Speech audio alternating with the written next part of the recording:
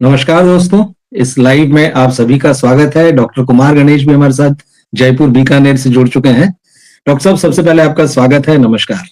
रवि जी, आप और सभी आदरणीय मित्रों को जय श्री राम, प्रणाम। हम ये जानेंगे कि धुरंधर की जो इतनी बड़ी सफलता है, और ये फिल्म वर्ल्ड वाइड अब लगभग 1000 करोड़ रुपए कमा चुकी। जो लोग ये कह रहे थे कि भाई शुरुआत में कि इस फिल्म के जो कलेक्शन है वो बढ़ा चढ़ाकर बताए जा रहे हैं, वो भी अब ये मानने लगे कि फिल्म 900 करोड़ रुपए के आसपास पहुंच गई है। तो ये एक बड़ी सफलता है। और इस साल की छावा और कांतारा चैप्टर 1, उसके बाद ये तीसरी सबसे बड़ी फिल्म है। और ये माना जा रहा है कि जिस तरह से अभी ये फिल्म चल रही थिएटर्स में, और इसके डायरेक्टर जो है आदित्य धर, उन्होंने आज लिखा भी है कि इसका धमाका 2026 तक चालू रहेगा। ये फिल्म जो है आने वाले दिनों में भी कमाल करेगी। तो हम इन्हीं सारी चीजों पर डॉक्टर साहब से बात करते हैं। कैसी लगी डॉक्टर साहब आपको ये फिल्म? आपका पहला रिएक्शन क्या था फिल्म के बारे में? सबसे पहले तो ये, बाकी फिर हम जो दूसरे इसके पहलू हैं उन पर बात करेंगे। रवि जी, बड़ी ईमानदारी की बात ये है कि ये फिल्म देखकर जो पहली जी प्रतिक्रिया आई कि आदित्य धर को पाकर हिंदी सिनेमा जगत धन्य हुआ। जी, बिल्कुल बिल्कुल। हाँ कारण क्या है? अच्छा, उसके बाद वो पूरी फिल्म देखने तक, घर आने तक जो है, एक वाक्य दिमाग में बना कि हाँ। आदित्य धर आज के दौर के बॉलीवुडिया निर्देशकों के बाप हैं। ये मुहावरा ठीक काम चीज है। लिया मैंने, बाप होना मुहावरा है, ये जी गाली जी, नहीं है। बिल्कुल लोगों को नहीं बिल्कुल। पता है तो बता दूं कि मुहावरा है। आज के बॉलीवुडिया निर्देशकों के बाप है आदित्य धर, और आज के कार्यक्रम में हम ये सिद्ध करके छोड़ेंगे, क्योंकि है। ठीक है। ऐसा नहीं कि हाँ, मुर्दे में जान डालेंगे। देखिए क्या है रवि नहीं जी, नहीं, बिल्कुल सही बात है। हाँ पहले मैं एक वाक्य और कर लूं, फिर आपको सौंपूंगा, फिर जैसा आप आदेश करेंगे आगे जी। बात करेंगे। ये फिल्म जो है ना, ये हाँ एक और एकमात्र आदित्य धर की फिल्म है। ठीक है, बिल्कुल। Over to you. अच्छा, नहीं बिल्कुल ठीक कहा आपने कि एकमात्र आदित्य धर की फिल्म है। और मैं इस बात से सहमत हूं, क्योंकि इस फिल्म का जब मैंने रिव्यू किया था, ये फिल्म रिलीज हुई थी उसके बाद में, तो मैंने ये कहा था कि लंबे समय बाद एक ऐसी फिल्म हमको दिख रही है जिसके पीछे पैशन नजर आ रहा है। सिनेमा के बारे में बिल्कुल हम बार बार कहते हैं कि बिल्कुल। सिनेमा बनाने के लिए पैशन चाहिए। पैसा अपनी जगह पर है, कलाकार अपनी जगह वो है, सारी कांतारा में विधाएं था, उसकी अपनी। वो जी, कांतारा में था कांतारा, पैशन, बिल्कुल बिल्कुल बिल्कुल। कांतारा में कांतारा था। चैप्टर 1 में वो पैशन दिखता था बिल्कुल जबरदस्त रूप से। और उसके बाद इस फिल्म में बॉलीवुड की फिल्म लंबे समय बाद कोई ऐसी दिखी जिसमें कि बड़ा साफ साफ दिख रहा था मेकर ने बड़े पैशन के साथ बनाई है। एक और चीज जो इस फिल्म में मुझे जी अच्छी लगी और उसकी सफलता का मैं कारण मानता हूं, इधर हमने देखा है कि बॉलीवुड में एक एक फिल्म को 6-6, 8-8 लोग लिखते हैं। और जी जैसे बहुत सारे हलवाई मिठाई खराब कर देते हैं, तो बॉलीवुड में तमाम फिल्में वो खराब होती हुई दिख रही। लेकिन इस फिल्म के राइटर और डायरेक्टर दोनों आदित्य धर, और मैं हमेशा इस बात को सपोर्ट करता हूं कि जो राइटर है उसको डायरेक्टर होना चाहिए। और इस फिल्म में वो हमें दिखा। कहीं से वो फिल्म हमें ढीली नजर नहीं आती है। कैरेक्टराइजेशन बहुत जबरदस्त है। जिस म्यूजिक की बात करते हैं कि यार म्यूजिक सिनेमा से गायब हो गया, भले ही कुछ पुराने गाने भी लिए हैं, लेकिन उनका बड़ी खूबसूरती से इस्तेमाल किया। मतलब एक व्यक्ति के दिमाग में सारी चीजें थी। मतलब रथ में अगर भली 6, 8, 7 घोड़े लगे हैं, लगाम एक आदमी के हाथ में थी। ये इस देखिए फिल्म की सफलता जो है, मुझे लगता है कि उसका एक बड़ा कारण है। जी रवि जी, हम शुरुआती बात दो हिस्सों में बांट लेते हैं। जी, देखिए, पहली बात तो कि ये फिल्म आदित्य धर के जुनून का परिणाम है। आप बिल्कुल। इस बात को मैं मित्रों को यूं बताना चाहूंगा, छलांग मार कर आगे आ जाऊं, कि उन्होंने ये फिल्म मुकेश अंबानी जी को सुनाई, उन्होंने रिजेक्ट कर दी। ठीक। पहली नजर में रिजेक्ट कर दी, बोले साहब ये इस तरीके का जो घालमेल है वो चलेगा नहीं। तो हम्म। उनके दोस्त थे, उनके बेटे अनंत, जी। जो मोटे से हैं, लंबे बाल वाले, शायद अनंत नाम है हाँ उनका। हाँ। जी जी, आदित्य धर अनंत के अमर। दोस्त, तो उन्होंने उन्हें कन्विंस किया, सहमत किया। उन्होंने अपने पिताजी पर थोड़ा सा अपना दबाव डालकर जो दबाव का प्रयोग किया, लेकिन इस जी दबाव के प्रयोग ने हिंदी सिनेमा का कितना भला कर दिया। फिर जियो स्टूडियो जुड़ा उसमें, उसके बाद जियो स्टूडियो जुड़ा। देखिए वही क्या है, अंबानी साहब का ही, जी जी। हाँ देखिए इसके लिए अंबानी साहब और जियो स्टूडियो को तो धन्यवाद बिल्कुल देना बनता है। बिल्कुल हाँ। क्योंकि क्या होता है, इतनी इतनी पैशनेट फिल्म इतना बड़ा बजट मांगती है, सेटअप मांगती है, तो उसका पैसा, उसका फाइनेंस जो है वो छुटपुट तो कोई कर नहीं सकता। ठीक बात है। भाई थाईलैंड में, बैंकॉक में जाकर शूटिंग हुई, लद्दाख में जहाँ 13,000 फीट की ऊंचाई पर ऑक्सीजन के वो सिलेंडर लगा लगा के इन लोगों ने, मास्क लगा लगा के वहां बैठे हैं, शूटिंग की है, फिर लगाया, फिर शूटिंग की है। चंडीगढ़ में सुकमा लेक पर किया है, वो जो पुल रहमान बलोच उद्घाटन करता है हाँ वो किया है ना, जी जगह जगह। और उन्होंने, अब सोचिए बैंकॉक में जाकर के इतने बड़े एकड़ में वो पूरा एक शहर बसाया है।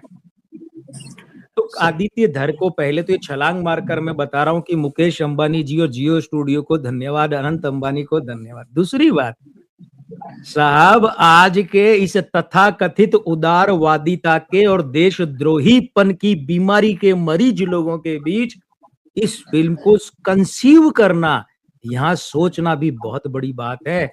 वो स्क्रिप्ट और स्क्रीन प्ले और वो तो कलाकार कास्टिंग बाद की बात है, यहाँ लेना ही बहुत बड़ी बात होती है।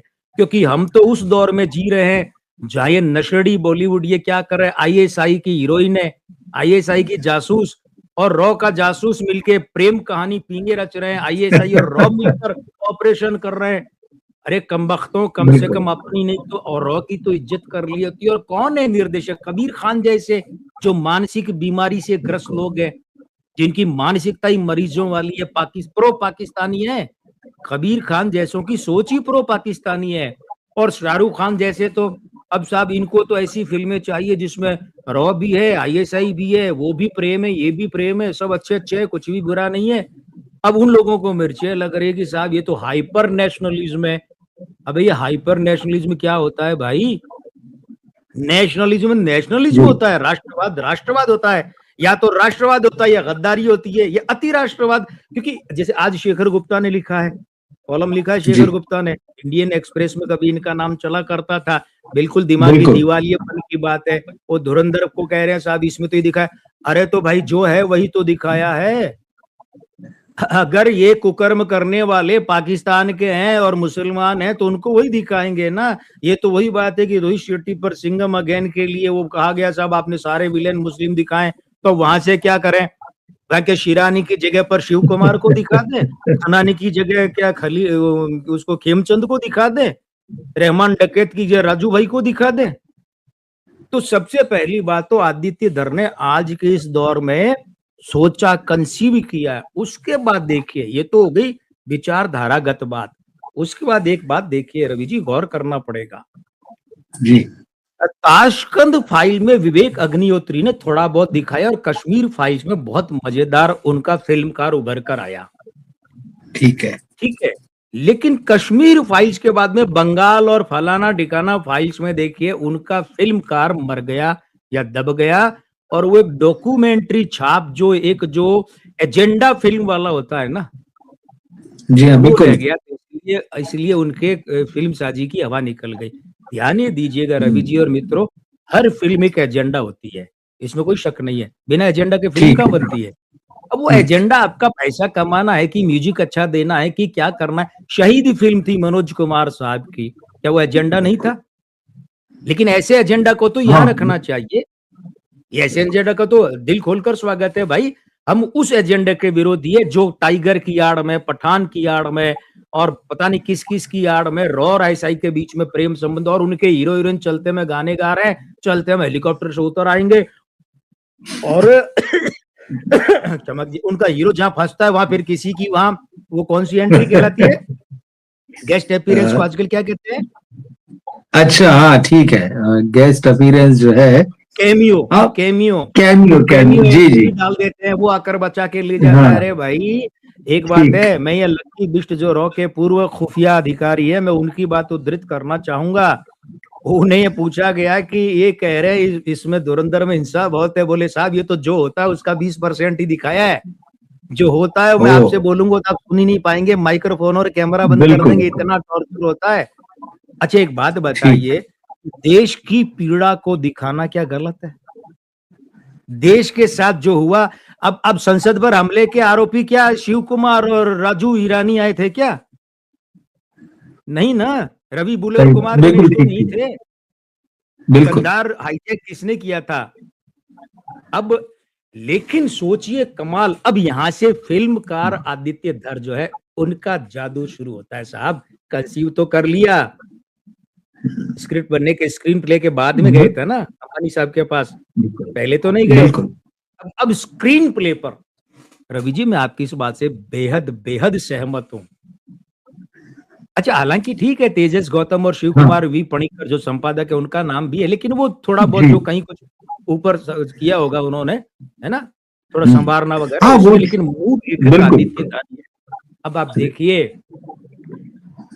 ये बात जो है ना मनोज कुमार साहब और ऋषिकेश मुखर्जी के लिए कही जाती थी कि वे फिल्म को उतना ही शूट करते थे जितना उन्हें चाहिए, इसलिए क्योंकि वो दोनों जी एडिटर थे और बड़े प्यारे एडिटर थे, और एडिटर इतने प्यारे थे तो उन्हें पता होता कि इतना मुझे रखना तो उतना ही शूट करते, ज्यादा शूट ही नहीं कर, रॉ बिल्कुल बचता, रॉ स्टॉक बचता, बिल्कुल पैसा बिल्कुल बचता, बिल्कुल उस समय समय तो बचता, रॉ सब। बिल्कुल हाँ देखिए आदित्य धर साहब के साथ सबसे अच्छी बात क्या है कि पूरी फिल्म उन्होंने लिखी है, तो जी पूरी फिल्म फ्रेम टू फ्रेम उनके यहाँ है। अब आप देखिए कि हाँ मैं हाँ बहुत बड़ी दो लोगों को बहुत बड़ा मैं श्रेय देना चाहूंगा, एक तो कास्टिंग वालों को और दूसरे देना चाहूंगा मैं सेट डिजाइनरों को, कला निर्देशकों को। जी देखिए मुकेश छाबड़ा बिल्कुल और ये अपने शकुन पोंग, आप ध्यान जी ये दीजिएगा कि जैसे वो अपने एक है ना जो खनानी का रोल किया जिन्होंने, अंकित सागर, हाँ अंकित जी सागर जी की बिल्कुल बिल्कुल हाँ के साक्षात्कार की एक रील दिखाई दी कि उन्हें हाँ खोज कर लाया गया आदित्य धर के सामने और कहा गया कि खनानी का रोल करना है, तो फोटो देख के बोले अरे तो मेरा भाई लगता है। सोचिए कास्टिंग में किस दर्जे की मेहनत बिल्कुल की गई है। आप एक बात देखिए, इस फिल्म के लगभग हर कलाकार को बहुत नजदीक रखा गया है मूल कलाकार। नाम तो देखिए ठीक वो बदलना एक व्यावहारिकता रहती है कि कुछ व्यावहारिक कठिनाइयों से बचने के लिए, वो बिल्कुल कोई कायराना हरकत नहीं है, वो व्यावहारिक बात है। हम्म, लेकिन आप कास्टिंग पर देखिए, मैं कह रहा हूं ना, और आपने जो कहा जुनून, ये फिल्म जी जुनून की पैदाइश है। तो जुनून क्या होता है? जुनून ये होता है कि जरा जरा से, अब देखिए डोंगा का कैरेक्टर, डोंगा अरे याद रह गए कितनी कैरेक्टर इस मेहनत फिल्म की में गई है। जी बिल्कुल देखा जाए तो एक टटपूंजी ऐसा गुंडा जो आजू बाजू घूमता है ना, अंग्रेजी सही वाले घून घून कह करके उसका मजाक उड़ाते हैं। लेकिन सोचिए कि डोंगा के कैरेक्टर, अच्छा ओरिजिनल में भी ऐसा है, ऐसा नहीं कि उन्होंने कोई काल्पनिक ठीक गढ़ा है है, ठीक है। जी जी अब वो उसका अंत में, जब उसका अंत होता है तब तक उस कैरेक्टर को अपनी उपयोगिता सिद्ध करने का अवसर मिलता है। कमाल की बात देखिए, कास्टिंग। अच्छा उसके बाद मैं धन्यवाद देना चाहूंगा प्रोस्थेटिक में, हमारे ये जो है ना शशिकांत अबाले और मेकअप वाली प्रीति शील सिंह डिसूजा को।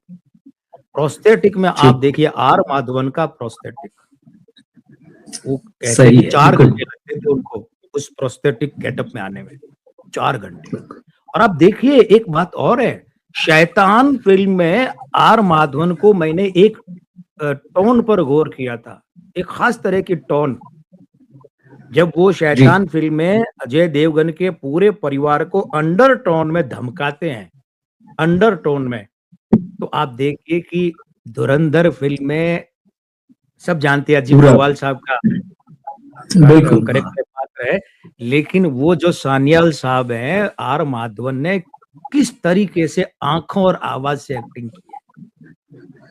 वाइड एक्टिंग की गुंजाइश थी क्या कहीं आर माधवन के लिए?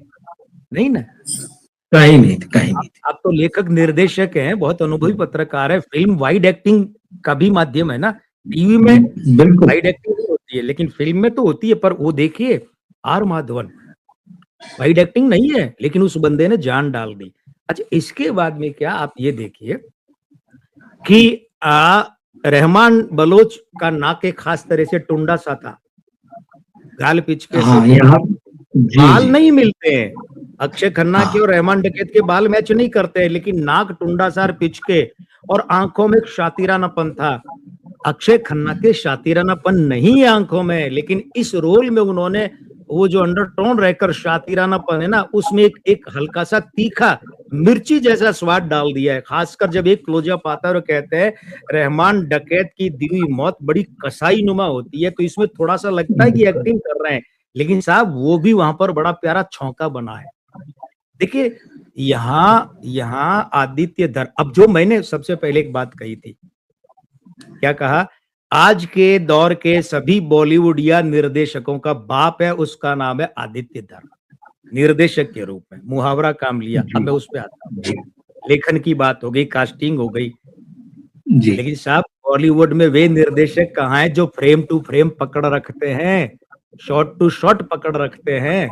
एक शॉट में आप तो जानते हैं कई फ्रेम होते हैं, फ्रेम तक में। अब आप इस बात को यूं देखिए कि अक्षय खन्ना का कैरेक्टर मर गया, तो धुरंधर 2 में वे नहीं होंगे, पक्की बात है, नहीं होंगे। जी हाँ, लेकिन इनके स्थान पर किस पात्र को उतना बड़ा हाईलाइट वाला काम मिले या वो हाईलाइट हो जाए, ये आदित्य धर के लिए बहुत बड़ी चुनौती हो गई। अब देखिए, मैं आपसे 2 बातें कहना चाहूंगा।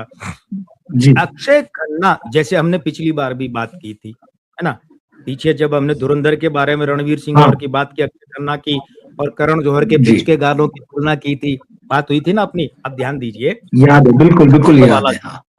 थप्पड़ देखिए, मैं रवि जी हिंदी सिनेमा में 3 थप्पड़ मानता हूं कि जो वाकई उन थप्पड़ों ने सीन में इतिहास रचा है।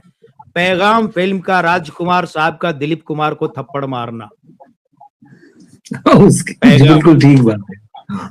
वो असली थप्पड़ था, लेकिन वो उसके बाद तो कभी साथ में काम नहीं किया। जी बिल्कुल, लेकिन वो सीन हिंदी सौदागर सिनेमा का जी, आइकॉनिक सीन साहब। उस थप्पड़ पड़ने के बाद में दिलीप कुमार के चेहरे पर जो सन्नाटा आता है, सन्नाटा, बिल्कुल सफेद चेहरा, और राजकुमार साहब की आप देखिए ये नसें तनी हुई हैं, जबड़े कसे हुए, नसें तनी हुए, जबड़े कसे हुए हैं, पता चलता है आदमी अंदर दांत भींच के बैठा है थप्पड़ मारने के बाद। Iconic scene. एक थप्पड़ वो था, दूसरा थप्पड़ था डॉक्टर डेंग को मारा गया विश्वनाथ प्रताप सिंह का थप्पड़ दिलीप कुमार का, वो ओरिजिनल थप्पड़ था वो भी। और उस समय आप देखिए कि डॉक्टर डेंग के चेहरे पर क्या भाव आते हैं, ध्यान दीजिएगा आप। कर्मा फिल्म में अनुपम खेर के चेहरे पर जो अद्भुत भाव आते हैं, ठीक है ना, वो है जी। और एक और है, तीसरी बात आप देखिए इस फिल्म में रवि जी, जब सौम्या टंडन, और ये भी असली थप्पड़ है, थप्पड़ मारती है अक्षय खन्ना को, तो आंखों से आंसू, चेहरे पर पीड़ा और आंखों में आंसुओं के साथ में जो क्रोध आता है, दबा हुआ क्रोध, दबा ज्वाला, फटा नहीं, दबा ज्वालामुखी। ऐसे लगता है इस बंदे को अभी मौका मिलेगा ना, 170 गोलियां एक पलक में उतार देगा सामने वाले के। और सौम्या टंडन का असली थप्पड़ पड़ने के बाद जो सन्नाट, और उस पूरे सीन में 8-10 मिनट का वो पूरा सीन है हॉस्पिटल वाला, उस पूरे सीन में उस बंदे के यहाँ से आंसू झर रहे हैं, लेकिन ऐसे लगता है ये ज्वालामुखी जो अपना मुहाना बंद करके बैठा है।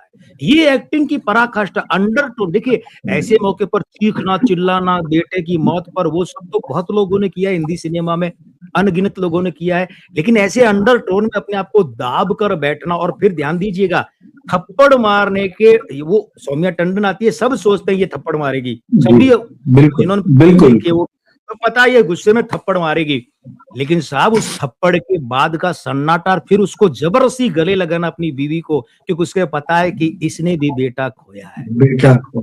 देखिए मैं जो बार बार कहता हूं ना कि हिंदी सिनेमा में इमोशन खो गए। ये छोड़िए, ये जो भी छोरे छोरी की फिल्म आई थी पांडे पुंडे की, कौन सी थी वो सैयारा, जो अभी सिलेंडर विलेंडर लगा के सैयारा, वो ड्रिप चढ़ रही है, कौन सी थी वो जी, सैयारा। अब काहे की सैयारा, ये मैं इन फर्जियों की बात नहीं कर रहा, जाने दीजिए, लेकिन सोचिए उस पूरे सीन में दर्शक सीट से नहीं हिलता है। नहीं, निर्देशन की पकड़ देखिए साहब, निर्देश वो तो ठीक है, कलाकारों ने, सौम्या टंडन ने तो उस एक सीन में मजमा लूट लिया, जिंदगी का सबसे बढ़िया सीन दे दिया उन्होंने अब तक का, और शायद ये पहला उनको बड़ा मौका मिला है फिल्मों में, अगर मैं सही हूं तो बड़ा मौका फिल्म पहला। उन्होंने वो सीन अमर कर दिया, आइकॉनिक सीन बना दिया, बिना सौम्या टंडन के वो नहीं बनता सीन। लेकिन सोचिए आदित्य धर की पकड़ कितनी है इसमें। और खासकर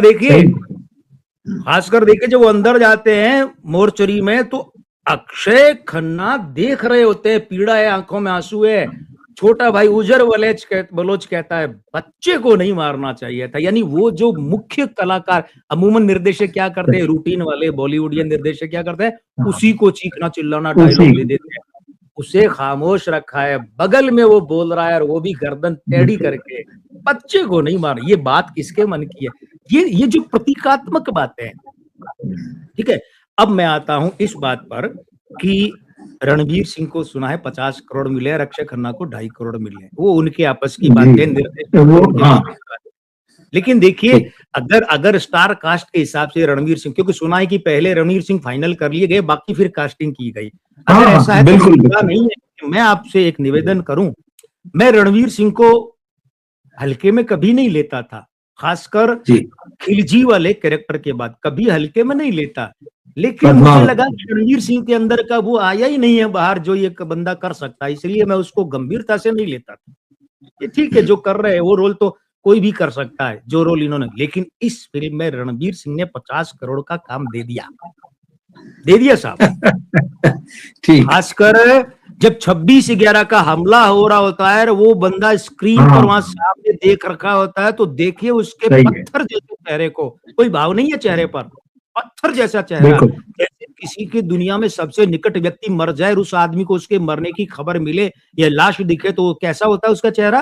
रोता रोता कुछ नहीं, पत्थर हो जाता है, पत्थर जैसा हो जाता है। जैसा चेहरा देखे साहब एक्टिंग में। क्योंकि इनके सामने क्या होता है, हम तो देख रहे हैं कि वो टीवी, उनके सामने तो कुछ नहीं, कैमरा होता है, आपको निर्देशक का बेहतर कैमरा होता है, तो सामने देख करके ऐसा पत्थर सा चेहरा और एक्टिंग देखिए क्या है।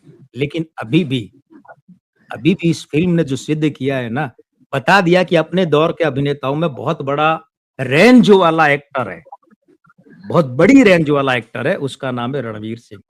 सारा अर्जुन, मैं समझता हूं कि उन्हें एक तो अपनी बॉडी पर ध्यान देना चाहिए, शरीर में भराव चाहिए, और दूसरे उन्हें चाहिए कि वे थोड़ा सा मेकअप में अपनी नाक की नोक का तीखापन कम करें, वरना उनमें शर्मिला टैगोर की झलक आती है और उनका कोई ऐसे भविष्य बहुत बड़ा अच्छा मुझे नहीं दिख रहा, अगर यही सब रहा, क्योंकि उनका माइनस पॉइंट उनकी नाक की नोक है। अब आप देखिए चौधरी असलम और संजय दत्त में कितनी समानता है। अरे वो तो इंटरवल के भी काफी देर बाद एंट्री है, उसके बावजूद संजय दत्त बड़ा असर छोड़ते हैं। अच्छा, अब आप देखिए, जो लोग कहते हैं साहब धुरंधर तो एक एजेंडा फिल्म है, इसमें तमाम मसाले। चौधरी असलम की एंट्री कैसे दिखाई है, कभी इतना सा चेहरा दिखा, कभी हाथ दिखा, कभी स्क्रीन दिखा, कभी लॉन्ग शॉट में गाड़ी, कभी पास में से चश्मा दिख रहा है, ये स्टार नुमा। याद कीजिए हमराज फिल्म में राजकुमार साहब की जूतों से एंट्री, जिसके बाद में वो कहने लगे थे जूतों की एंट्री पर तालियां बजती है। वो सफेद हमराज फिल्म में पीआर चोपड़ा वाली, जूते आते हैं, बहुत देर तक जूते ही दिखते हैं, लेकिन सब जानते हैं राजकुमार के जूते हैं साहब। यही बात है, सब जानते हैं संजय दत्त है, लेकिन निर्देशक ने फिर भी एक पर्दा रखा है, और वो जो, तो ये मसाला नहीं है क्या? है ना, फुल एंटरटेनर है, मसाला फिल्म है, बिल्कुल है साहब। तो मैं वही तो कह रहा हूँ, विवेक अग्निहोत्री कहाँ फेल हो गए? विवेक अग्निहोत्री वो फिल्म साजी से हटके एजेंडे बाजी पे चले गए, वो दिक्कत ही हो गई, वरना माता में। लेकिन एक बात क्या देखिए, विवेक अग्निहोत्री इंडोर फिल्मों के, आपको पता है ना, मेरी एक शब्दावली है खास तरह के टर्म अग्निहोत्री इंडोर फिल्मों वाले हैं, और आदित्य धर ने सिद्ध किया कि आउटडोर फिल्मों के वे बादशाह हैं। आउटडोर फिल्मों उरी भी उन्होंने जबरदस्त बनाई थी जी। अरे साहब, उरी में इन्होंने बनाकर देख लिया कि मैं क्या कर सकता हूँ, इन लोगों को दिखा दिया कि मैं क्या कर सकता हूँ, अपने आप लोगों को भी। अच्छा, एक बात और बताऊं, मैं बताऊं तो क्या, मैं तो चर्चा कर रहा हूँ, आप तो बहुत अनुभवी हैं, आपको क्या बताऊं, मित्रों को बताना चाहूंगा। देखिए, बैंकॉक में सेट लगाया, ध्यान दीजिएगा, ठीक है, बिल्कुल। चलिए, बैंकॉक में तो वहां के जो लोग मिलते हैं वो भी चेहरा मोहरा भारतीय, मुस्लिम या पाकिस्तानी नहीं दिखते, लेकिन सोचिए वहां पर मेकअप कितना कठिन रहा होगा, उन लोगों का गेटअप मेकअप कितना कठिन रहा। तो फिर मेकअप के लिए प्रीतिशील सिंह डिसूजा को क्या बधाई नहीं दी जानी चाहिए? कितनी, शिरानी जैसे का सामान्य चेहरा देखिए और शिरानी के गेटअप के बाद देखिए, बंदे को लगता ही नहीं कि ये बलोच नहीं है। जो बलोचों का सरदार, जो हथियार का इंतजाम करवाता है, शिरानी, बिल्कुल बिल्कुल, लगता है कि ये बलोच नहीं है, बिल्कुल। तो इतना निकट का प्रोस्थेटिक वालों ने किया, लेकिन इन लोगों ने गेटअप मेकअप दिया। अब ध्यान ये दीजिए, क्या ये उन्होंने अपनी मर्जी से कर दिया? नहीं, सारी स्केचिंग नहीं। हुई है और आदित्य धर के मार्गदर्शन में सारी sketching, sketch by sketch, photo खींच अलग एंगल से स्केच तय किए गए कि अब ये फाइनलाइज है।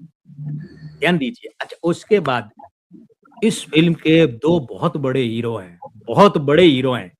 दो नहीं बल्कि एक हीरो है और एक हीरो के चार रूप हैं। वो एक हीरो तो है जी। एडिटर साहब, शिव कुमार वी पणिकर ने क्या एडिटिंग की है, गजब भाई गजब, गजब एडिटिंग।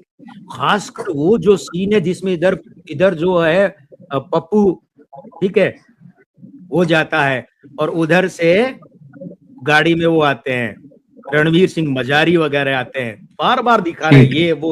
ये वो कंटिन्यूटी देखिए, और एंड में जाके उसके ऑटो को टक्कर मारते हैं। कंटिन्यूटी देखिए वो कि तो एडिटिंग गजब की है। रत्ती भर के लिए भी दर्शक हिल नहीं पाता सीट से। अब पड़ोसी ने अगर उसको कोहनी भी मार दिए तो बाद में निपट लूंगा, पहले सामने। पर्दे से नजर नहीं हटती है। एक कहावत है, जादू वही जो सर चढ़कर बोले। आप देखिए वो ऐसे मतलब आंखें फाड़े देखते हैं, क्या एडिटिंग है, खासकर वो। और जिस सीन में ये मोटरसाइकिल के पीछे अरशद पप्पू के गैंग के आदमी को बांध कर जाता है बलोच का बांध आदमी, ठीक है, वो शूटिंग वूटिंग आप भी जानते हैं कि वो पुतला है वगैरह, लेकिन जो एडिटिंग का कमाल देखिए आप, धड़कने रुक जाती है, सांसें। और जाके जब वो सरियों में ऐसे फंसता है तो लोग अरे से देख, ये क्या हो गया। राजस्थान में इसको कहते हैं अल्ले। अल्ले मतलब अरे ये क्या हो गया, अरे ये क्या हो गया, मतलब बड़ा ही ऐसा जो स्वीकार ही नहीं, ये क्या हो गया, उस सरियों में जाके ऐसे और वहीं पर। अब देखिए एक चीज यहाँ है, मित्रों ने गौर की नहीं की मुझे नहीं पता। अब यहाँ देखिए आदित्य धर ने कैसे दिखाया है, वो ऑटो में पप्पू जो है, मतलब रहमान बलोच का अवैध बाप, नाजायज बाप हाँ जी। पप्पू। अब वो जो पप्पू है वो देखिए वो ऑटो में, उस ऑटो पर इमरान खान का फोटो लगा है, बिल्कुल ठीक है। बिल्कुल, डायलॉग में भी आता है। राजनीति में शुरू में आया था वो फोटो है इमरान खान का, ऑटो पे लगा है। बिल्कुल। ऑटो भाग रहा है, भाग रहा है, कौन भाग रहा है, इमरान खान का पोस्टर भाग रहा है। अंदर कौन है, पप्पू। पप्पू कौन, कराची में माफियाओं का बाप, रहमान बलूच का नाजायज बाप है, पहले वही था। वो तो हुआ क्या कि बिल्कुल। पप्पू के लिए रहमान बलूच काम करता था, ठीक है। अब मैं आपको बता, जी। उसके बाद क्या, पप्पू ने एक रहमान बलूच ने एक को अपहरण किया और शायद 10 लाख या 20 लाख की बात थी। तो वो जो है फिर पप्पू ने कहा उसे कि बेटा तू इसे छोड़ दे, और यार मेरी जबान का मामला है, उसने छोड़ दिया। बाद में रहमान बलोच को पता चला पप्पू ने उतने लाख रुपए उससे ले लिए थे, मेरे साथ धोखा किया। बिल्कुल। दूसरा माँ वाला वो शक था, तो उसने तो खैर, लेकिन आप देखिए कराची में लेयारी, और लेयारी का माफियाओं का बाप कौन, पप्पू, और उस वो किसके फोटो को लिए भाग रहा है, आगे जा रहा है, इमरान खान। याद, इमरान खान राजनीति में आए ना, तो इमरान खान को कराची में पप्पू गैंग ही सपोर्ट कर रहा था। ये दर्शकों को नहीं पता होगा, इस कार्यक्रम के इनके दर्शकों को भी नहीं पता होगा, पक्की बात है। इमरान खान को पप्पू डकैत ही क्या कर रहा था, सपोर्ट कर रहा था। तो उसके फोटो पर फोटो किसका लगा है, इमरान खान के शुरुआती राजनीति दौर का, जब वो 1-1 2-2 सीटें जीतता था इमरान खान, जमानतें जब्त होती थी। अब रुकिए, अब रुकिए, ये पप्पू डकैत इमरान का फोटो, और सामने से पैरेलल कौन भाग रहे हैं, दूसरा ग्रुप रहमान बलोच, मतलब विरोधी, इमरान का विरोधी कौन, पीपीपी। रहमान बलोच किसके साथ है, पीपीपी पार्टी, पीएपी या पीवीपी, बेनजीर भुट्टो, हाँ हाँ बेनजीर भुट्टो वाला बाबू जी। इसके साथ कौन है, ये इसके साथ फिर आगे जाके टक्कर कौन मारता है, पीपीपी वाला माफिया मारता है इमरान खान की पार्टी के पप्पू डकैत को टक्कर, और गिरता कौन है, इमरान खान का सपोर्टर गिरता है। अब वो सीन याद कीजिए, फोटो उल्टा पड़ा है, इमरान खान का फोटो उल्टा पड़ा है, फोटो और फोटो दोनों उल्टे हैं। तो पीपीपी ने इमरान खान का हाल किया। अब आप देखिए इमरान खान की सरकार किसने गिराई, पीपीपी नहीं तो गिराई, असीम मुनीर के साथ उल्टा डालना, उल्टा कर दिया उसको, जैसे होता है ना धमकी देते मैं तुझे उल्टा कर दूंगा, मतलब मुहावरा है। इमरान को किसने बर्बाद किया, पीपीपी ने। पीपीपी के सपोर्टर कौन था, रहमान बलोच। सोचिए आदित्य धर ने कितना बड़ा सिंबोलिज्म काम लिया है, कितना बड़ा सिंबोलिज्म है। पता नहीं कितने लोगों का ध्यान इसकी तरफ गया। उन्होंने पाकिस्तान की राजनीति का खाका खींच दिया, हाँ, राजनीति का। सोचिए कितनी बड़ी बात बिल्कुल। आदित्य ने प्रेजेंटेशन में कर दी है, ठीक है ना? अब आप इस बात को यूँ देखिए कि ये जो सारी चीज़ें हैं, मैं सेट डिजाइनिंग की तारीफ करने से नहीं चूकूँगा, और लेकिन अब जी, जो मैंने कहा था 2 बहुत बड़े हीरो हैं, एक तो एडिटर पणिक्कर साहब, शिव कुमार पणिक्कर, दूसरे हीरो के रूप में 4 लोग हैं और वो है एक्शन वाले, और चारों विदेशी है। एजाज गुलाब, एक्शन, हाँ, सोयल कौर, बिल्कुल। यानिक मीर और रमजान बुलुत। गजब का साहब। मैं आपको एक बात बिल्कुल। बताऊँ रवि जी, शोले फ़िल्म के रेल के ट्रेन डकैती वाले सीन के हाँ, बाद पहली बार मुझे लगा कि विदेशियों को बुलाकर बहुत ढंग की फाइट कंपोज़ करवाई है।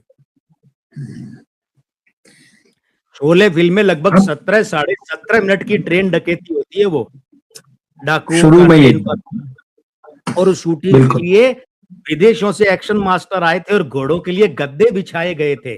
घोड़े गिरते हैं ना, गद्दे पर जी, गिरते जी, हैं। द्वारका दिवेचा की वो फोटोग्राफी का कमाल है। और यहाँ भी क्या है, यहाँ भी विकास नवलखा ने गजब की, मैंने पहली बार नाम सुना है विकास नवलखा का या गौर किया है, जी, जी। सिनेमेटोग्राफर।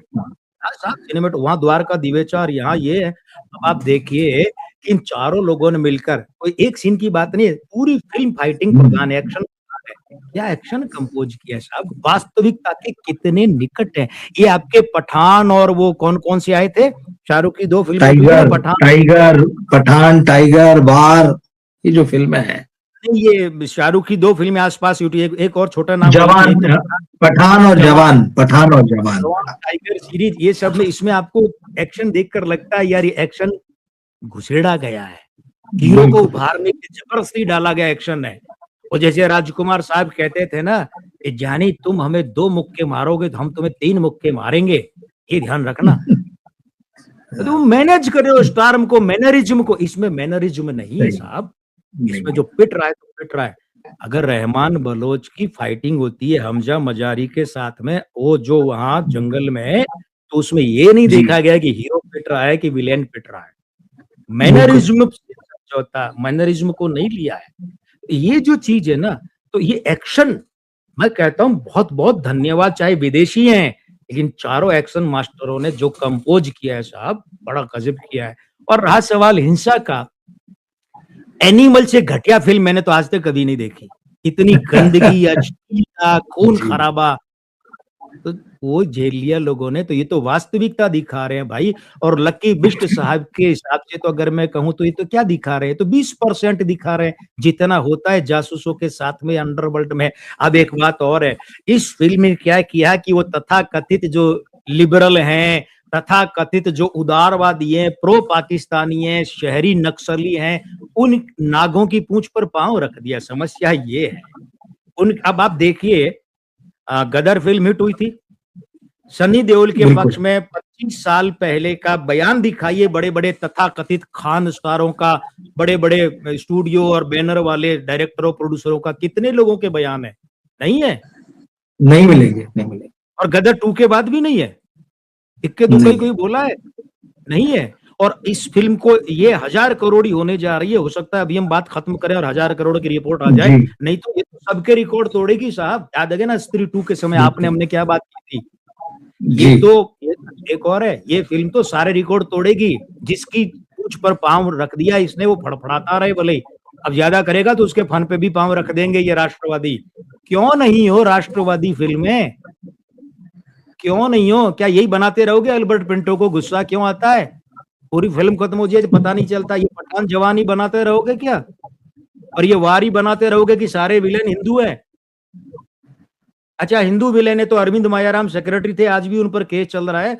वो तो मंत्री, मैं नाम यहाँ नहीं लूँगा क्योंकि क्या पता कौन-सा केस बन जाए आप और मुझ पर। लेकिन वो मंत्री और उसके बेटे के बारे में पूरा देश जान गया कि कौन था वो वित्त मंत्री और कौन था उसका बेटा। तो क्या ये तथ्यों पर आधारित राष्ट्रवादी फ़िल्में नहीं बननी चाहिए? तो इन फ़िल्मों को बनाने के पीछे आप सोचिए कि इन लोगों ने सहयोग किस-किस का लिया है। कहानी, prosthetic, makeup, casting, action, editing.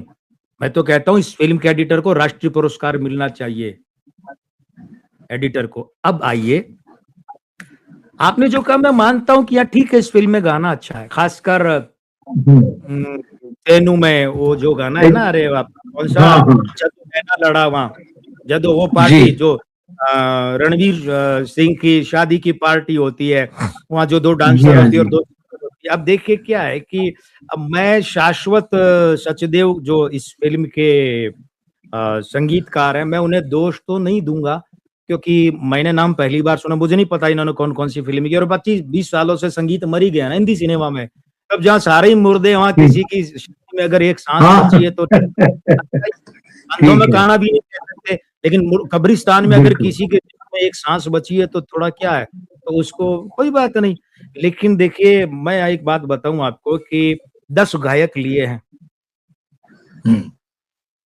एक का भी ऐसा गाना सुनकर वो नाम नहीं आपके नहीं दिल नहीं में नहीं। नहीं वो बिल्कुल ठीक चीज है हाँ दूसरी बात है, 2 गीतकारों के प्रधान नाम है, वो मजरू और शाहिर का तो वो उनका गाने काम लिए, लेकिन ऐसे कुमार अलग और हाँ का भी क्या तीर मारा इन्होंने। नहीं नहीं एक वो जो मोटरसाइकिल पर गाना है जिसमें ये रणवीर सिंह जो है ना अपने ये अ, सारा अर्जुन रणवीर और सारा अर्जुन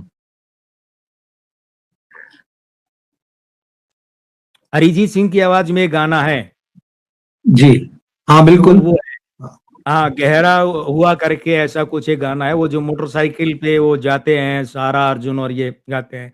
लेकिन हाँ मैं समझता हूँ कि म्यूजिक और बेहतर हो सकता था, बल्कि और क्या बेहतर हो सकता था, बेहतर तो ही नहीं, पर ठीक है, कम से कम एक आइटम सॉन्ग, रेगुलर म्यूजिक तो नहीं अच्छा, एक वो जद्दो नैना लड़ावा दे दिया। मगर एक मुझे एक बात अखरती है हाँ रवि जी, अब मैं 2-3 कमियों की तरफ आऊंगा, है ना, जी क्योंकि अब मैं क्या, मुझे बोलने को इतना कुछ है अंदर कि मैं आपको मौका ही नहीं दे रहा, क्या नहीं नहीं करूं मैं सुन रहा हूँ मैं दर्शक भी साथ जुड़े हैं और बिल्कुल ये क्योंकि मैं तो मेरी बात कह चुका जब मैंने रिव्यू किया और लाइव किए थे दो दो जी देखिए, ऐसा है कि ये बरसों बाद, दशकों बाद फिल्म आई है कि जिस पर बोलने को जी कुछ जी कर,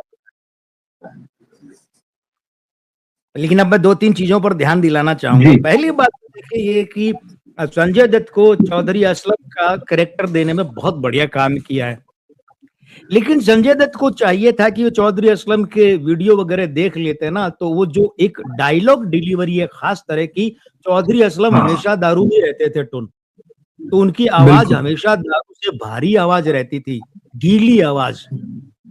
देखिए, चूंकि मैं स्वर विज्ञान का विशेषज्ञ हूँ और थिएटर का आदमी हूँ और हम्म, आकाशवाणी का भी हूँ, तो आप जानते हैं कि मैं इसका अधिकारी व्यक्ति में बोलने का। बिल्कुल जी जी चौथम की आवाज हमेशा शराब से गीली और भारी रहती थी, उसकी डायलॉग डिलीवरी अगर संजय दत्त कॉपी कर लेते ना तो बहुत मजा आता, वो नहीं कर पाए। उनके अंदर जब वो बोलते हैं तो संजय दत्त ही झलकता है, बस वो गेटअप चौधरी असलम का है, हरकतें चौधरी असलम की है। लॉन्ग शॉट में जब जी आता है ना ये मिड शॉट में तो चौधरी असलम, लेकिन क्लोजअप में आते ही वो संजय दत्त ही दिखते हैं, है ना, चाहे वो केजीएफ में ठीक दिखे चाहे यहाँ दिखे, फिर वो संजय दत्त। हाँ यहाँ थोड़ा धर साहब मेहनत करवाते हैं ना संजय दत्त से, ये डायलॉग चौधरी असलम की आवाज जो है ना, ऐसे लगता है जैसे कोई पैग हाथ में लिए लड़खड़ाती जबान से बोल रहा है, इतना वो आदमी टून रहता था। और संजय दत्त कर सकते थे ना, इन्होंने तो ड्रग्स भी लिए हैं, दारू भी खूब पीते, कौन सी बड़ी बात थी, मुझे लगा। जी एक बात, दूसरी बात क्या है कि बलोचों में से किसी भी बलोच का वॉइस टोन बलोच वाला नहीं है, डायलॉग डिलीवरी बलोचों वाली नहीं है, ये किसी सही की भी बिल्कुल नहीं। शिरानी की नहीं है, ये उजर बलोच की नहीं है, रहमान बलोच की नहीं है, शिरानी के साथियों की नहीं है, कम से कम ये खास पात्र थे इनकी। मैं यहाँ पर बालिका वधू सीरियल याद दिलाना चाहूंगा, आपने भी देखा होगा उन्हें, है ना, जी हमारे जयपुर के राइटर थे गोस्वामी जी, उन्होंने बहुत लिखा था उसे बालिका वधू, है? जी ठीक हाँ तो उसमें आप देखिए जो माँ होती है सुरेखा सीकरी, वो राजस्थानी मिश्रित हिंदी बोलती है, राजस्थानी मिश्रित सुरेखा सीकरी, है ना, बड़ी ठीक प्यारी है एक्टिंग करती है। लेकिन उन्हीं के दोनों बेटे होते हैं और वो दोनों शुद्ध हिंदी बोलते हैं, जबकि वो गांव में ही रहते हैं और माँ के साथ ही रहते हैं। पचा नहीं था वो, पचा नहीं था, ठीक ये जमता नहीं है मामला। तो यहाँ इस बात पर और मेहनत की जा सकती थी कि मैं समझता हूँ कि देखिए आदित्य धर साहब को मैं क्या बताऊंगा कि क्या करना चाहिए, लेकिन मुझे तो जो दिखा मैं वो बताने की कोशिश कर रहा हूँ, जी क्योंकि जिस आदमी को मैं पहले ही कह चुका हूँ कि आज के दौर के सभी बॉलीवुड या निर्देशकों का बाप है, तो ये नहीं कि मैं कुछ बता रहा हूँ, मैं कुछ बातें गिनवा रहा सही है हूँ। एक बात और, वो शाश्वत सचदेव साहब के लिए है। मैं पहली बार इन पर गौर किया हूँ, मुझे जद्दो नैना लड़ावा की धुन बड़ी प्यारी लगी। लेकिन साहब एक बात है, वो बात क्या है? मैं आपको बताऊँ, पाकिस्तान और अफ़गानिस्तान में बलोचों के यहाँ पर गाने जो शादियों पार्टियों में होते हैं ना, वो बलोची गाने होते हैं। खासकर रिदम सेक्शन उनका बलोचों वाला होता है। और पंजाबियों में, भारत के पंजाबियों चाहे उधर के पंजाबी, जी उनका रिदम सेक्शन पंजाबी वाला होता है, ये ध्यान देना पड़ेगा। अफगानिस्तान के पठानों में, पेशावर और उधर के आगे के जो पठान हैं, उन पठानों में पठानी जो रबाब वो बजता है बाजे के नाम पर, और रिदम सेक्शन वो होता है। आपको याद होगा धर्मात्मा फिल्म में एक जो पार्टी गैदरिंग होती है, हेमा मालिनी, फिरोज खान वगैरह होते हैं, तो वहां वो जो रिदम सेक्शन कल्याण जी आनंद जी ने बजवाया है ना, वो पठानों वाला है। वहां बहुत ये जातिवादी मामले बहुत तगड़े होते हैं पठानों, बलोचों और पंजाबियों में। सिंधियों में इतना नहीं होता, हालांकि कराची सिंध का है, लेकिन ये बलोच हैं। और बलोचों ने, पठानों ने अपनी कल्चर कहीं नहीं छोड़ी। ये दिल्ली में भी आप देखेंगे ना, दिल्ली में आप देखेंगे तो यहाँ आपको भोगल वगैरह इलाका जो है वहां पठान है, तो आज भी उनके यहाँ बाजा रिदम सेक्शन वो पठानी है। तो यहाँ ये जो क्या क्या इन्होंने ड्रम बजा दिए, जद्दो नैना लड़ावा। अब इस जी कार्यक्रम के जी बारे में सुनेंगे, हाँ उन्हें क्या दिखेगा, शुरू में 2 लाइनें आती है ना शेर के रूप में, विलंबित में, ठीक है रिदम नहीं है, विदाउट रिदम, विलंबित में। हाँ उसके बाद रिदम शुरू होते अमेरिकन ड्रम बजा दिए, अमेरिकन इंग्लिश ताल बजा दी, ये गड़बड़ कर दी। ये उसका कारण है, बलोच की शादी हो रही है भाई, हमजा अली मजारी बलोच ही तो है ना बिल्कुल फिल्म में, सारे बलोच है। बिल्कुल वो जो बिल्कुल पठानों और पंजाबियों में रिदम सेक्शन के साथ समझौता नहीं करते ये ठीक है, आजकल के कोई पढ़े लिखे हिंदी फिल्मों के गाने बजा देते वो और बात है, लेकिन ओरिजिनल एक बात। दूसरी बात, बड़ा प्यारा है अक्षय खन्ना। 2 बातें, लोगों ने हाँ एक ही बात पे गौर किया था कि ये लद्दाख में जो शूट हुआ शिरानियों बलोचों के यहाँ जाता है तो अंदर एंट्री है, तो जी क्या है वो जी दूसरा गाना, क्या लिखते हैं उसे, हाँ भाई दूसरा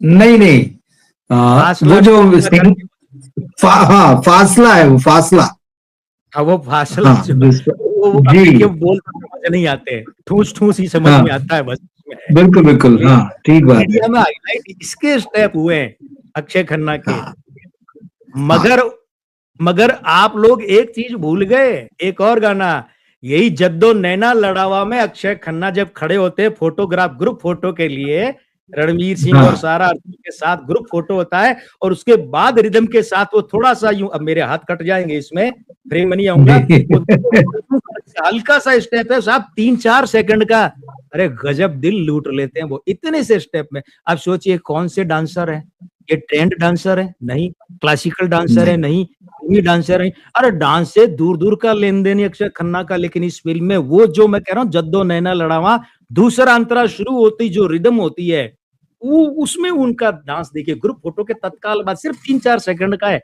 आप भी देखिएगा। ठीक मैं तो दोबारा मैं देखने देख जाऊंगा। बिल्कुल बिल्कुल वो गजब, वो इतने, वो दोनों हाथ यूं फैलाकर, मतलब ऐसे लंबे हाथ फैलाकर वो 3-4 सेकंड में वो आदमी मजमा लूट लेता पूरे गाने का।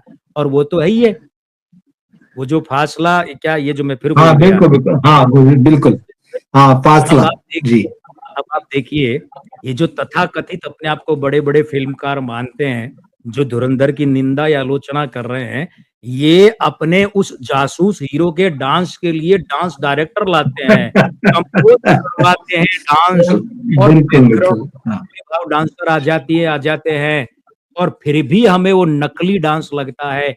ये जरा जरा से सहज स्वाभाविक स्टेप, देखिए कोरियोग्राफर तो इनके यहाँ भी है, कोरियोग्राफी विजय गांगुली साहब ने बिल्कुल बहुत मेहनत की है। लेकिन कोरियोग्राफी का मतलब डांस ही नहीं होता है, आप भी जानते हैं, कोरियोग्राफी का मतलब हल्की फुल्की बिल्कुल शारीरिक हरकत है, इसीलिए तो डांस शब्द हटा दिया, कोरियोग्राफी बिल्कुल है ये, डांसग्राफी नहीं है। तो सही ये जो, अब आप सोचिए ये सारे जो सेक्शन है, सारे विभाग फिल्म के, क्या ये निर्देशक की मास्टरी के बिना संभव है इतना?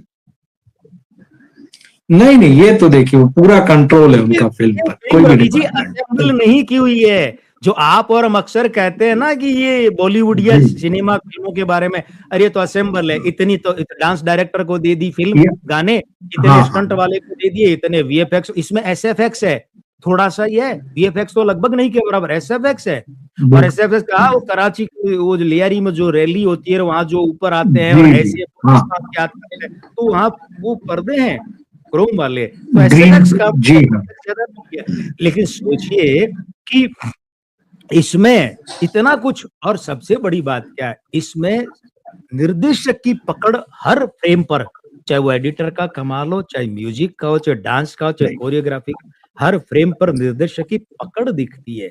अब देखिए एक बात मैं आपको बताना चाहूंगा और मित्रों को बताना चाहूंगा, जसवंत सिंह का बहुत छोटा सा कैरेक्टर होता है आकाश खुराना वाला, बिल्कुल शुरू में शुरुआत। हाँ। प्लेन जी हाईजैक होता है, वो सफेद बालों वाले जसवंत सिंह है, वो नाम चाहे कुछ भी रखे जी। आकाश खुराना। हाँ ध्यान ये दीजिएगा, देखिए उरी जो है, मैं मानता हूं उरी फिल्म मेरी नजर में 30% मास्टरी थी, 70% नहीं थी। ये एक तरह से आदित्य धर की प्रयोगशाला थी। ध्यान दीजिएगा, उरी फिल्म में जी। अरे क्या, अरुण जेटली राजनाथ सिंह के कैरेक्टर कैरिकेचर दिखते हैं, कार्टून दिखते हैं, उस फिल्म प्रॉपर में। हाँ। प्रोस्थेटिक और गेटअप नहीं है वहां, भद्दे लगते हैं वो तो। और परेश रावल को भी मजबूरी में डोवाल बनाया, वरना परेश डोवाल साहब के नथुने तीखे पतले हैं नोक वाले, और वो चौड़े फटे नथुने। तो उरी मैं मानता हूं कि आदित्य दर की बतौर फिल्मकार प्रयोगशाला थी, जिसमें इन्होंने कॉन्फिडेंस पा लिया कि मैं ऐसी फिल्में बना सकता हूं। ध्यान दीजिएगा आप, है ना। अब ये उस प्रयोगशाला का पूरा प्रयोग है जिसका परिणाम है। इसलिए आप देखिए इसमें आर माधवन की नाक की नोक क्या है। अच्छा, मूल रूप से भी नाक की नोक तीखी है माधवन साहब की। ठीक ही तो है। आदित्य धर, हाँ तो आदित्य धर वो देखिए उस जसवंत सिंह को बुलवाने में वो कुछ भी डायलॉग कैसे भी बुलवा सकते थे, जैसे राजनाथ सिंह बोलते हैं उरी फिल्म में, लेकिन नहीं, इन्होंने टोन पर मेहनत करवाई आकाश खुराना से और जसवंत सिंह की टोन रखी है। बस इतना अवश्य कि जसवंत सिंह की दारू से भरी हुई टोन रहती थी तो एक लरज रहती थी, थोड़ा सा बेकाबू जीभ रहती जसवंत सिंह की। वो आकाश खुराना उतना दारू नहीं पीते होंगे या नहीं पीते होंगे तो वो नहीं हो पाई, लेकिन कोई बात नहीं। मगर लगता है कि जसवंत सिंह की जो अंडरटोन धीमे और सधी हुई और सिंपल ग्राफ में ये चलती है। तो ये जो इतनी चीजें हैं, अब रहा सवाल ये कि भाई साहब ये फिल्म, मैं तो कहता हूं हर सच्चे हिंदुस्तानी को ये फिल्म देखनी चाहिए, क्योंकि अब ये फिल्म नहीं है, अब हम राष्ट्रवादियों का मिशन बन गया है ये। अब मैं बता रहा हूं आपको, पहले सप्ताह में जी। तो धुरंधर फिल्म ही थी, शुद्ध फिल्म थी। लेकिन बिल्कुल। पहले सप्ताह के बाद में अब मैं कहता हूं हर राष्ट्रवादी जिसके दिल में हिंदुस्तान के प्रति जरा भी प्रेम है, सम्मान मारो गोली, प्रेम बड़ा होता है, सम्मान तो नकली भी होता है, जिसके मन में जरा सा भी इस देश के लिए प्रेम है, प्यार है, वो अवश्य ये फिल्म देखे। और एक बार नहीं, मैं तो फिर जाऊंगा, 2-3 बार देखूंगा, बार बार देखे। क्योंकि क्या होता है, ऐसी फिल्मों को प्रोत्साहन देना, यानी कि हिंदी सिनेमा से गंदगी को मिटाने का जो अभियान है उससे प्रोत्साहन देना, यानी कि हिंदी सिनेमा की मुख्य धारा का लौटना। देखिए, जो हिंदी सिनेमा का बॉक्स ऑफिस गुलजार नहीं रहता था, वीरान रहता, सूना सपाड़ रहता था, कांतारा मूल हिंदी फिल्म नहीं थी भाई। हाँ हाँ। छावा, उसके उस बावजूद लेकिन हाँ। उस बॉक्स ऑफिस को गुलजार ही नहीं किया, तूफान ला दिया इस फिल्म ने। तूफान तो एनिमल भी लाई थी, लेकिन वो मैं तो कहता हूँ उससे घटिया फिल्म हिंदी सिनेमा में नहीं बनी। इतनी अश्लीलता, नंगापन और इतनी दारू और इतना कुछ, वो बात दारू अच्छा बुरा नहीं है, आप उसको दिखाते कैसे हैं? बात तो अच्छी बुरी ये होती है भाई, दिखाते कैसे है? हिंसा उसमें थी, हिंसा इसमें भी है। इसमें तो कुछ एक सीन बाद में काट दिए गए, जैसे कि वो बाट से मारता है ना? बाट से मारता है तो पहले जी। इस फिल्म में उड़ी के चिथड़े उड़ते हुए दिखाए थे, वो बैन कर दिए। एक आध गालियां वहां, आधा उसको म्यूट कर दिया। मैं समझता हूँ 5-7 गालियां और थी जिन्हें भी या अपशब्द थे जिन्हें म्यूट किया जा सकता था, वो ठीक है। देखिए, लेकिन इन सब से इस फिल्म के कद्दावर होने से इसे कोई नहीं रोक सकता। मैं चाहता हूं हर दर्शक देखे, और मैं ये भी चाहता हूं कि जो फिल्म साजी सीखना चाहते हैं ना, फिल्मकारी सीखना चाहते हैं कि एक जुनून वाली फिल्म कैसे बनाई जाती है, वे इस फिल्म को बार बार देखे और हर बार अलग अलग एंगल से देखे, और मेरे वाले एंगल से देखे कि फिल्म में क्या सीखने लायक है। मनोरंजन करने लायक तो आंख बंद करके आप इसका इसका जो है ना अगर आप वो सुन लेंगे, ट्रैक सुन लेंगे, साउंड ट्रैक, तो भी मजा आएगा। लेकिन ये फिल्म है, और मैं वाकई आपसे कहता हूँ, इस फिल्म ने मुझे शहीद फिल्म मनोज कुमार वाली उसकी याद दिला दी जी साहब। बस इस फिल्म में दो बातें, म्यूजिक वाला मामला बहुत बेहतर हो सकता था, और डायलॉग डिलीवरी में थोड़ा सा तो ऐसा लोकल टच आना चाहिए, लोकल टच आना चाहिए। अब रणवीर सिंह इसमें वो सिंघम वाले टोन में बोल रहे हैं, सिंह में वही टोन में बोल रहे हैं, तो वो अखरता है। लेकिन ये क्षमा प्रार्थना के साथ में सुझाव है आदित्य धर साहब के लिए, ये कमी नहीं है फिल्म की। अब यूं तो देखिए साहब, कहने वाले तो कहेंगे गुलाब जामुन छोटा है, तो उनका तो कोई इलाज ही नहीं है। गुलाब जामुन आपके मुंह के साइज का नाप देखकर नहीं बनता है। लेकिन रवि जी, दशकों बाद फिल्म आई है जिसे देखकर कहते हैं साहब ये है असली हिंदी सिनेमा, जो राज कपूर, सुभाष घई, मनोज कुमार साहब, बी.आर. चोपड़ा के बाद खत्म हो गया। ये वो सिनेमा है। सुभाष घई भी साहब ताल के आसपास से तो खत्म हो गया, वो भी हो। वो सिनेमा है ये साहब, ये जुनूनी सिनेमा है, मजा आता देखकर। इसलिए मैं तो शुभकामनाएं व्यक्त करता हूं कि तमाम ऐसे रिकॉर्ड तोड़ दे धुरंधर, और जिन लोगों को इस फिल्म से जलन हो रही है, शेखर गुप्ता जैसे, ध्रुव राठी जैसे, शहरी नक्सली, और भी जितने भी हैं, अब ये सारे जितने बॉलीवुड ये तथाकथित बड़े हीरो, डायरेक्टर, प्रोड्यूसर, सब मुंह पे फेविकोल लगाए बैठे हैं, होठों पर फेविकोल लगाए। ऐसे लगता है इनकी जबान ही गल गई है, गायब ही हो गई है, ये गूंगे हो गए हैं। तो मैं तो चाहता हूँ कि धुरंधर 2 आ रही है 19 मार्च को 2024 में, भगवान करे कि वो इससे भी दुगुनी चले, और इनके फेविकोल की जगह फेविक्विक ही लग जाए, ताकि फिर खुलने का मौका ही नहीं रहे। क्योंकि असली हिंदी सिनेमा यही है। और मैं फिर कह रहा हूं, पूरी फिल्म आदित्य धर की प्रयोगशाला थी, ये उस प्रयोगशाला में किया गया पूर्ण प्रयोग है। और धुरंधर 2 तो जब आएगी ना, तो प्रयोगशाला के बाहर किया जाने वाला परमाणु परीक्षण होगा। क्योंकि उसमें क्या है, मैं आप अब थोड़ी सी बात करना चाहूंगा, आप अनुमति दें तो, धुरंधर 2 के बारे में। धुरंधर कहानी के बारे में नहीं जानता जी, मैं बोल रहा हूँ तो लोग कहानी के बारे में नहीं जानता, लेकिन क्या हो सकती है या क्या उस समय की परिस्थितियां थी, इस पर मैं बोलूंगा। देखिए, अल्ताफ हुसैन सर्च करें, हमारे मित्र ये कार्यक्रम खत्म होने के बाद इंटरनेट पर जाए और अल्ताफ हुसैन सर्च करें। जी, रहमान बलोच, लोगों को लगता है इतना बड़ा, पप्पू डकैत इतना बड़ा, अभी तो अरशद पप्पू की कहानी बाकी है, अभी उजर बलोच बाकी है।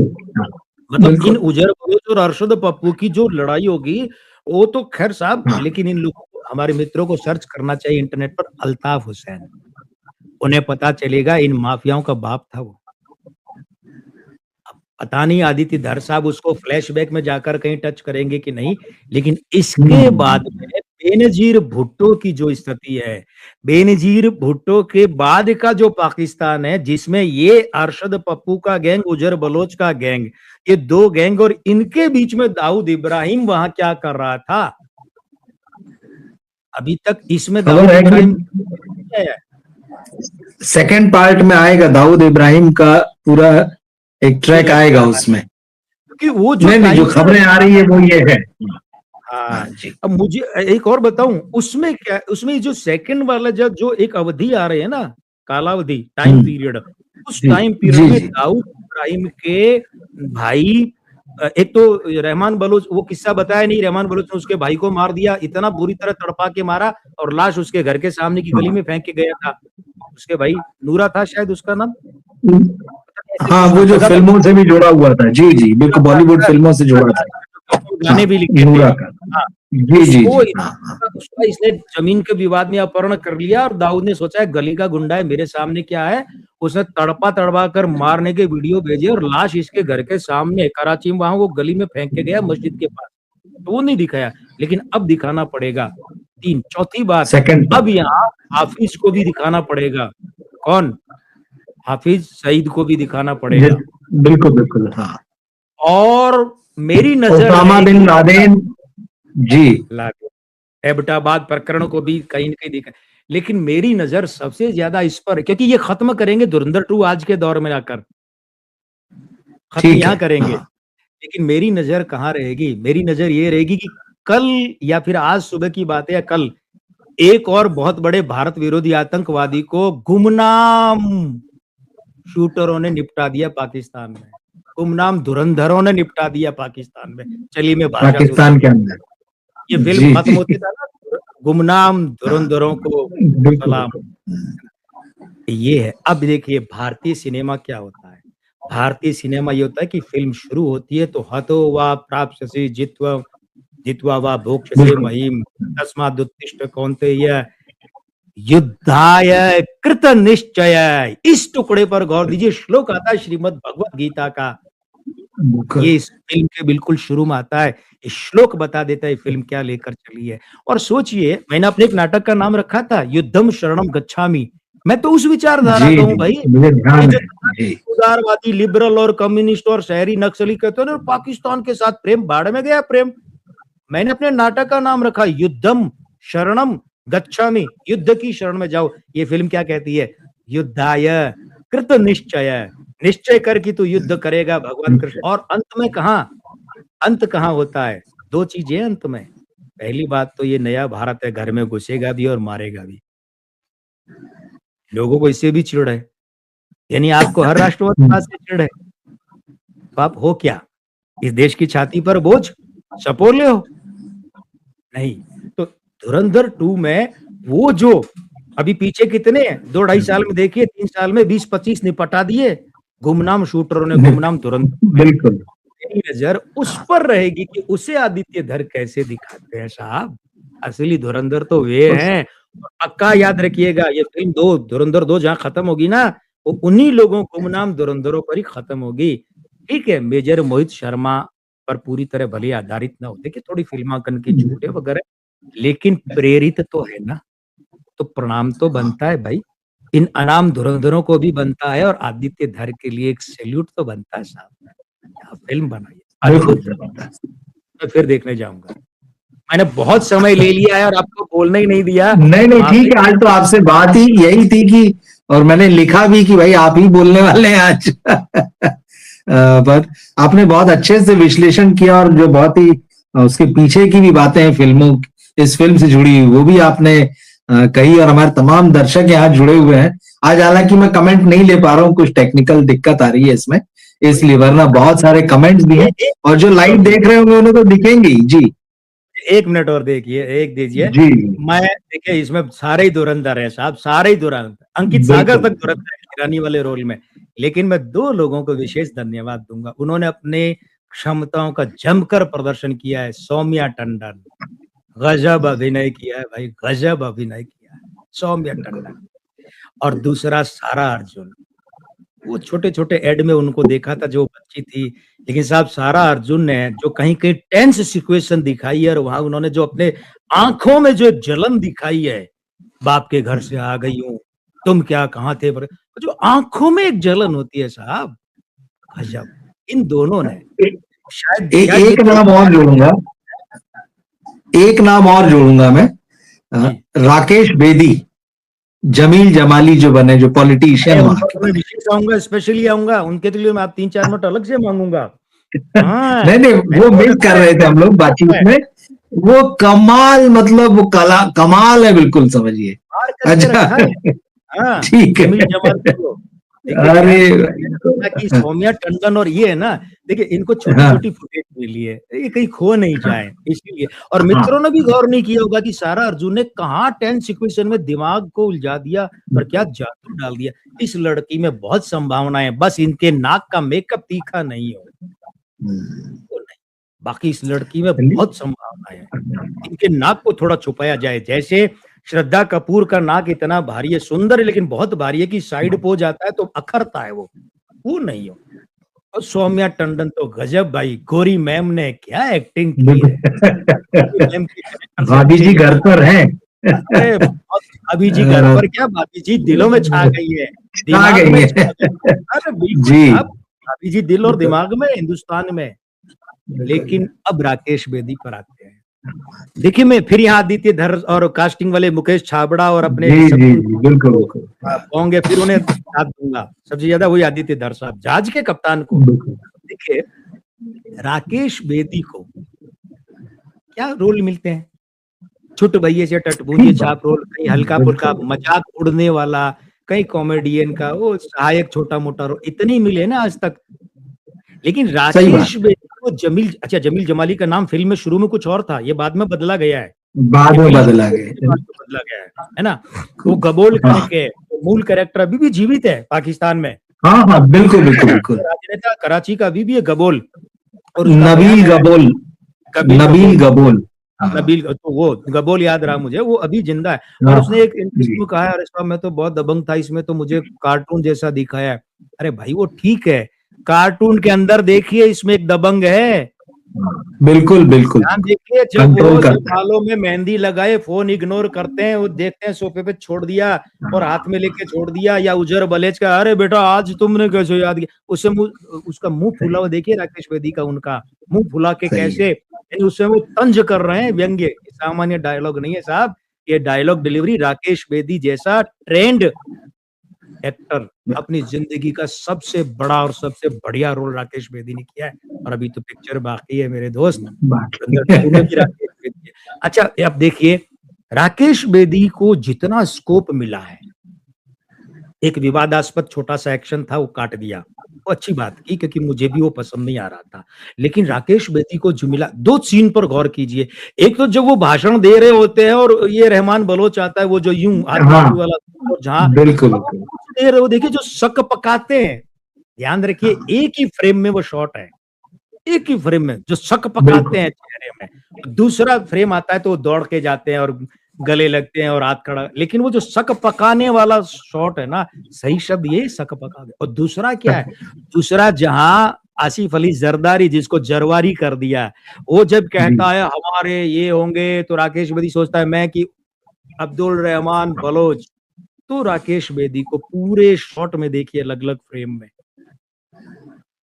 सही, ठीक है। वो नबील गबोल कहता है कि भैया मैं बड़ा दबंग था, ऐसे नहीं, लेकिन वो दबंगी भी मैंने बता दी ना राकेश बेदी ने कहाँ दिखाई, वो इग्नोर करते समय। और जब वो बताते, अच्छा एक और है, आप ये भी देखिए, जब वो वहां जाता है उसके बेटे के मरने पर और कहता है देख भैया चुनाव तक चुप रहना रहमान, अभी बदले बदले मत पड़ना, अपना खतरा हो जाएगा।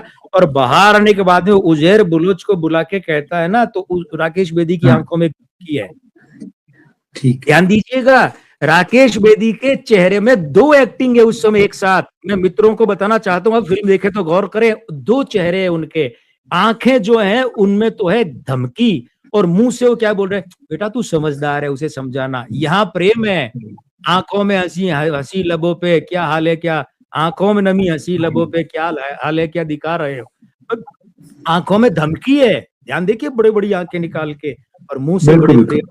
एक चेहरे पे दो चेहरों की एक्टिंग साहब, मुझे लगता है मित्रों ने इस पर गौर नहीं किया होगा, इस सीन को फिर से देखिएगा, बहुत मुश्किल काम है।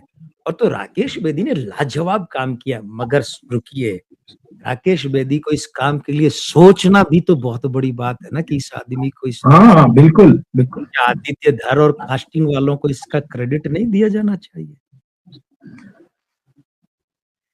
एक बात और है, ओरिजिनल राकेश बेदी के ये यहाँ की चमड़ी लटक रही है, ओरिजिनल अभी भी, लेकिन फिल्म में आपको ये अखरती लटकती नहीं दिखेगी। उन्होंने इस तरीके से डायलॉग डिलीवरी की है राकेश बेदी ने। मैं राकेश बेदी की डायलॉग डिलीवरी पर ध्यान दिलवाना चाहता हूँ सभी का। कहीं कहीं उन्होंने मुंह को गोलगप्पे की तरह गोल करके जीभ को लिथड़ाया है, कहीं बहुत शार्प बनाया है, और कहीं पर काइया ढंग से चाकू की तरह जबान चलाई है, मुंह को पतला करके। अब डायलॉग डिलीवरी पर आप दोबारा देखने जाइए मित्रों और गौर कीजिए, राकेश बेदी जिंदगी का सबसे बढ़िया रोल कर चुके हैं इस फिल्म में, और दूसरी में भी करेंगे। तो आपका जो कहना ना राकेश बेदी, सौम्या टंडन, सारा अर्जुन के साथ, मैं भूला नहीं, मैंने बाकायदा मार्क कर रखा है आज पॉइंट। नहीं मैंने सारी बातें हो गई थी, एक व्यक्ति छूट रहा था। नहीं ऐसे, अरे साहब क्या लास्ट बट नॉट लीस्ट वाला मामला है। अच्छा अभी हमने जितना बोला, अगर वो टाइप करेंगे ना तो मेरे हिसाब से 40-50 पेज हो जाएंगे टाइपिंग में, अरे यार आर्टिकल बन जाएगा। मेरे पास ऐसा कोई सॉफ्टवेयर नहीं है, अगर आपको लिए तो बताइए, मैं तो उसको डालूंगा। अच्छा एक बात और करके, मेरे एक मित्र का, हमारे एक मित्र का कमेंट देख के मुझे याद आ गया, मैंने ज्यादा नहीं पढ़ा, सिर्फ एक शब्द पढ़ा, 26/11 देखिए। अच्छा हाँ, इस फिल्म ने तथ्य बताए हैं कि हिंदुस्तान का मीडिया 26/11 के दिन कितना गिर गया था, कितना नीच और पतित और गंदला हो गया था कि वो कमांडो को भी लाइव दिखा रहा है और पाकिस्तान में बैठे आतंकवादियों के माई बाप जो है ना, वो उसी लाइव को, बिल्कुल भारतीय मीडिया को लाइव को देखकर आतंकवादियों को कमांड दे रहे थे। देखो 5 कमांडो इस विंग में उतरे, यहाँ से तुम बम फेंक दो, तुम इधर से इधर। तो भारतीय मीडिया ने क्या देशद्रोह नहीं किया था? अब वही मीडिया चिलबिला रहा है, कुलबिला रहा है, चिल्ला रहा है, अरे साहब इसमें तो ये दिखा। तो भाई तुम्हारे कर्म ही खोटे थे। एक बात, दूसरी बात क्या है, जिन लोगों को बुरा लगता है कि ये फिल्म में विलेन ऐसे दिखाए वगैरह, पाकिस्तान को ऐसे मतलब सोचिए उनको बुरा क्या लग रहा है। तो भाई सही है। पाकिस्तान में तुम्हारे बाप बैठे हैं, उन्हें बुरा दिखाया है, तुम्हें बुरा तो लगेगा।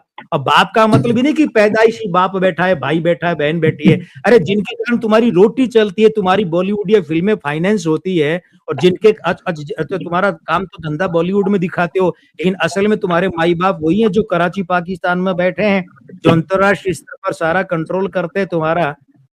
तुम्हें तो बुरा लगेगा ना। और इस तथाकथित उदारवादी मीडिया को भी बुरा लगेगा, क्योंकि इस फिल्म ने क्या किया रवि जी, इस फिल्म ने इन सबको नंगा करके रख दिया, उघाड़ कर रख दिया। ये जो अभी भाईचारे की लुंगी में लपेट कर अपने आप को शरीफ बता रहे थे ना, इस फिल्म ने बता दिया कि तुम असल में हो क्या। ये फिल्म इतनी क्रूर है, इतनी क्रूर है ये फिल्म कि इसने वो सारा उघाड़ कर रख दिया जो हिंदुस्तान के लोगों को ये फिल्म वाले धोखा देते थे। मीठा मीठा मीठा कुछ नहीं होता है, आप या तो देश के साथ है या आप देश के खिलाफ, बस तीसरा कुछ नहीं होता है। तो इसीलिए बहुत वक्त लिया, बल्कि 1 घंटे और 7 मिनट ले चुका हूं मैं के, क्षमा कीजिएगा। लेकिन मित्रों देखिए, बार बार देखिए, फिल्म तो वाकई ये बार बार देखने जैसी है, और मुझे तो बहुत सारे लोग इसको बार बार देखने जा भी रहे हैं। कई लोग मुझे मिले जो 2 बार देख चुके, 3 बार देख चुके वो है, और मतलब दूसरों को और कह रहे हैं कि भाई इस फिल्म को देखना जरूरी, देखना चाहिए। इस फिल्म ने एक बहुत बड़ी लाइन खींच दी है बॉलीवुड में। इसके बाद में अब ये जो सो कॉल्ड स्पाई यूनिवर्स और स्पाई फिल्में बनाते हैं ना, इनके लिए बड़ा संकट पैदा हो गया है। इनको अपनी दुकानें अब समेट लेना पड़ेगा, नहीं समेटना पड़ेगी। ये सारे यूनिवर्स जो है, कॉप यूनिवर्स और स्पाई यूनिवर्स जो है, इनको समेटना पड़ेंगे कि भाई ऐसे काम नहीं चलेगा जैसे कर रहे थे। तो ये बड़ा मामला हुआ है, ये बिल्कुल सही। हीरो का ये आयशाई की हीरोइन बना के लव सॉन्ग बना दिए, वो सब नहीं चलेगा। अब नहीं चलेगा दर्शक, बिल्कुल बिल्कुल। तो बहुत सारी मुश्किलें पैदा हो गई है उनके लिए, बिल्कुल सही है।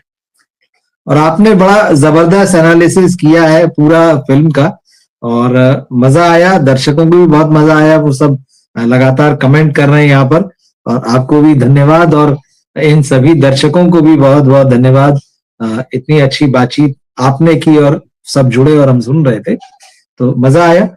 और हम आने वाले दिनों में भी, जैसा कि इस पूरे साल चला है, अगला जो है वो बुधवार इस साल का लास्ट होगा, तो हम प्लान करते हैं, देखते हैं उसमें हम क्या खास बातचीत करेंगे। तो सभी दर्शकों को भी धन्यवाद। 31 तारीख को जी, शायद उस समय मैं ट्रेन में रहूंगा। तो चलिए फिर हम इस बार, इस साल का ये लास्ट रहेगा, फिर हम अगले बार करेंगे, उसमें कोई दिक्कत नहीं। नए साल में, नए साल में जैसे कि हम, हाँ, तो जब पहुंचूंगा तो घर पहुंचूंगा तो 10 जाएंगे, 10 साढ़े 10। तो फिर हम ये देखेंगे नेक्स्ट जो है फिल्में तो रिलीज होगी, लेकिन नए साल में एक्टर्स का, स्टार्स का क्या रहने वाला है, तो हम कुछ लोगों पर बातचीत करेंगे। कुछ बड़े नाम जो हैं, चर्चित नाम है, या कुछ फिल्मों पे तो नहीं करेंगे क्योंकि, हाँ फिल्मों पे तो नहीं करेंगे क्योंकि वो तो हम हफ्ते पे जब आती, मगर कुछ बड़े स्टार्स को लेकर बात करेंगे, एक्टर्स को, एक्ट्रेसेस को लेकर, कुछ डायरेक्टर्स भी लेंगे उसमें। जी जी बिल्कुल बिल्कुल, है ना।